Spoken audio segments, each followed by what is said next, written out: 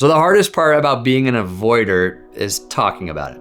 Us avoiders are professionals when it comes to avoiding conversations about being avoiders. The 4 parts of my new book, Free Me From Me, are the performer, the comparer, the avoider, and the controller. Those are the 4 roles that keep us stuck in the me maze, and it probably won't shock you to hear that avoider was the hardest section for me to write. Like, I literally came up with performer and comparer and controller pretty quickly, but then it took several months for me to realize that, ironically, I had been avoiding talking about being an avoider. So today, let's talk about it. King David had his fair share of issues, but he faced them. He owned them.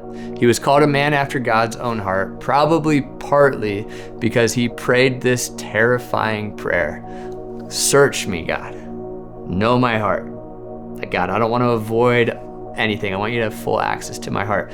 Test me and know my anxious thoughts. See if there is any offensive way in me and lead me in the way everlasting. I love that prayer because our inner avoiders are really good at compartmentalizing pain.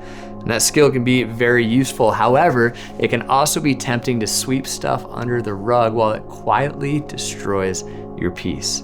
And ironically, when we try to avoid thinking about ourselves, we end up having to think about ourselves more. I tell a story in the book about avoiding my check engine light for several months in my car, speaking to someone right now, and then my car just breaks down in the middle of the highway and it's a mess. And as much as I thought that was noble of me, avoiding the check engine light so I could do more ministry, it actually caused me to spend way more time and money getting my car fixed than I would have had to spend if I had just faced the problem head on. Avoiding our problems, ironically, keep us stuck in the me maze.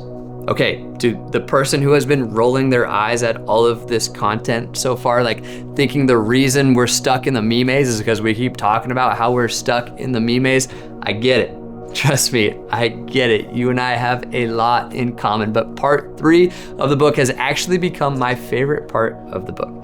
It's the most fruitful for me. And so if you're still watching this video, well done, you've come this far. I dare you to try praying David's prayer with me. And as you do, just notice if there is a situation or a pattern or a person or a problem that comes to mind that God may be inviting you to address, to stop avoiding and start addressing. So here we go. Search me, God, and know my heart. Test me and know my anxious thoughts. See if there is any offensive way in me and lead me in the way everlasting. Confronting the pain that we're trying to avoid is not easy, but if you'll do it, it'll help you escape the me maze, to get out of the center of the story and embrace and enjoy the freedom of living a God-centered life. It's a crucial part of the Free Me From Me journey.